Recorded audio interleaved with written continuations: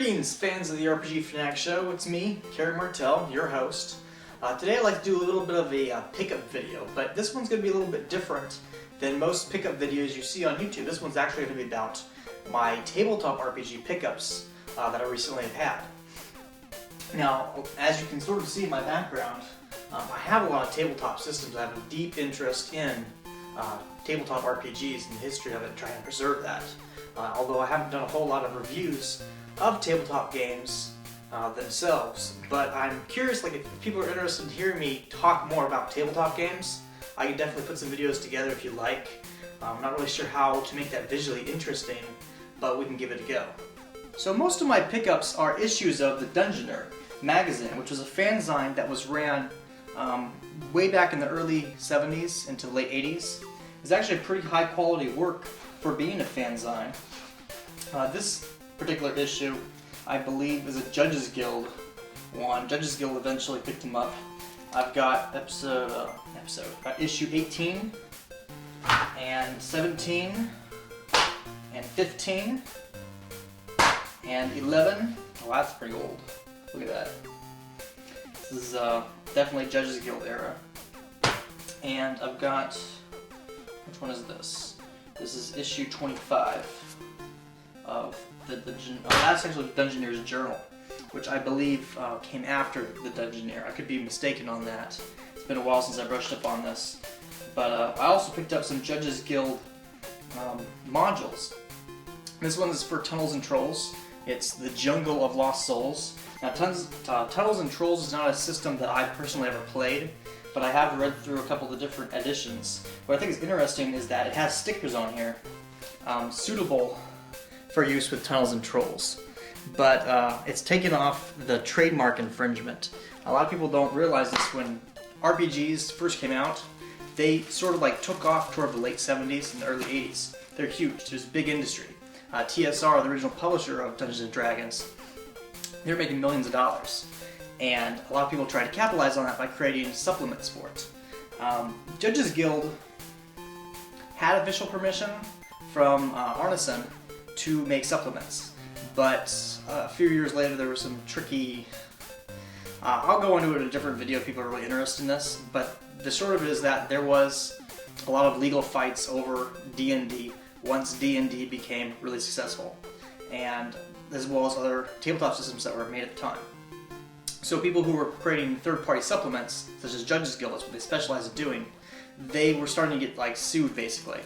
And they ended up having to make it so that they didn't outright say that they were for the game, but they could be used with the game. That was fair, but if you specifically said that your content was made just for that system, I guess they could get sued.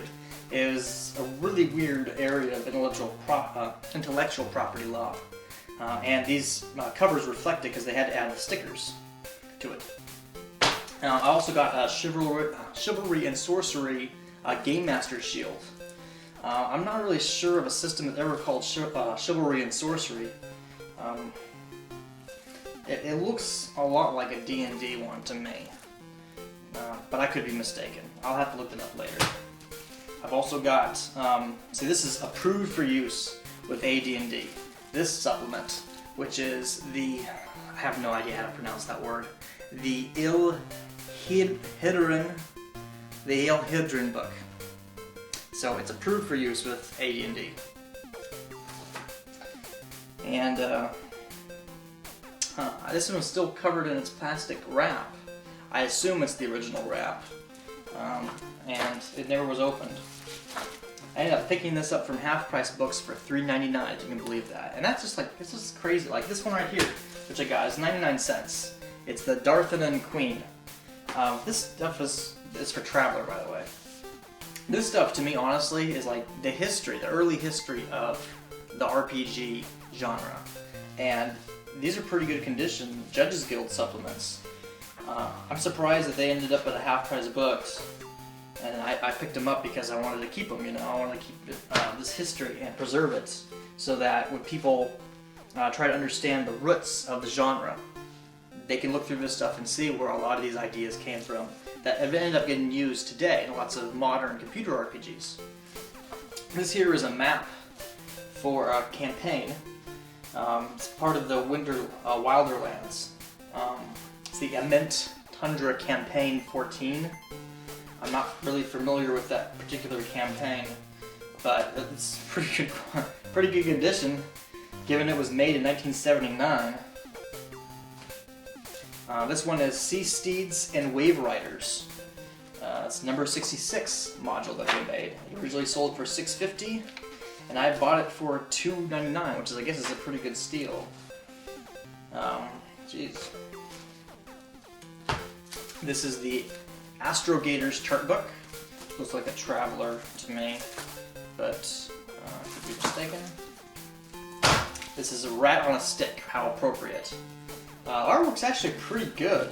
If you really compared it to some of the artwork that was done for a lot of these systems, this is actually pretty high quality stuff. I can see why Judges Guild was a big name in third-party supplements back in the day.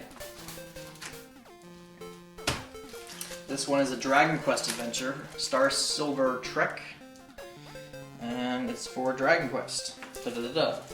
Yeah, Dragon Quest. Before there was a Dragon Quest, the video game, there was Dragon Quest, the RPG tabletop system.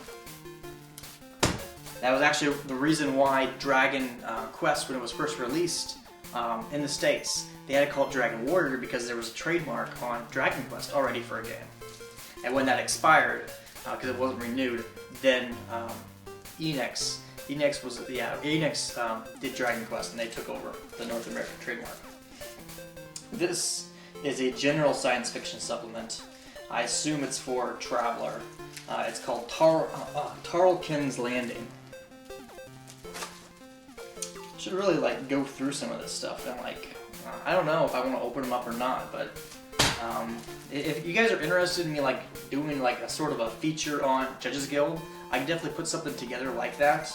I don't know a whole lot about them off the top of my head, but I do have some knowledge about them. I used to play a game with I played a game in a very small community. It was an MMORPG called Next to the King of the Winds. It's a Korean, it's a localization of a Korean game called Barum in South Korea, but Next is the King of the Winds here. Bob Bledsaw, who was one of the founders of Judges Guild, he was sort of a key person in the development of that game, the localization at least. He played a, how can I explain this? He played a character that was called an angel, which specifically was there to help newbies. But he also had various authoritative powers, like he could jail people and so forth. He was considered an archon, which was like a game master, basically.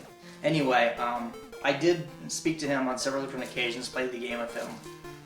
We weren't close friends or anything, but over time I came to understand who he was and what his role was specifically in the history of tabletop RPGs. And when he died, it really did hurt our community quite a bit, because a lot of people loved him. Actually, when I later went to do some design work for that game, I tried to propose doing a quest chain to honor his memory. It was rejected, but I still did that. Anyway, Judges Guild, City of Les Tobar, Paul Nevins and Bill Faust. It's for RuneQuest. Pretty good one, still in its wrap. It's a very interesting picture here of a guy in cheetah pants. This is Darkling Ship for Traveler. Lay Sector, again Traveler. And this is the Judges Guild Journal, which I'm not really sure what this is from. It says it's issue number 16. It's got a pretty cool looking portrait here of people going through a magic door or dimension door. Here's a Gen Con ad right here, which says 1979. So I assume this is from 1979. Yeah, it says 1979 right here.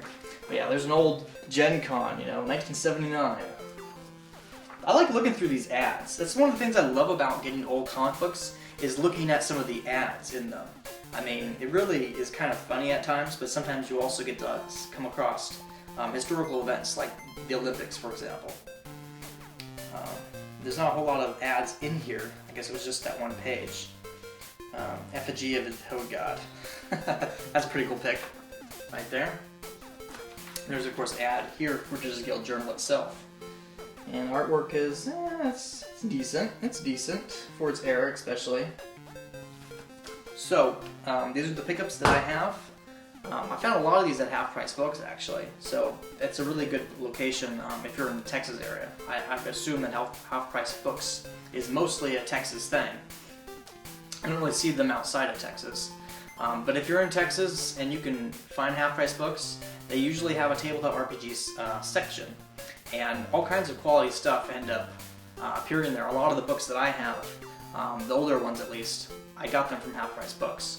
Like, for example, this. I've got the Cardmaster Adventure Design Deck. It's upside down. From AD&D 2nd edition. I found this at the half-price books for $8.98. So, it's a pretty good deal. So, these are the pickups that I have recently acquired. Let me know in the comments below if you'd like to see anything else. I have other video games I guess I could go over if people are really interested in seeing pickups every week. I can definitely do that. Also, remember that Eric, 8-Bit Eric and I, we also do occasional game chasing, game hunting videos, if you will. So definitely check those out. We have it as Kiri and Eric's Excellent Game Adventures, 2 episodes. Go ahead and check it out. Thanks.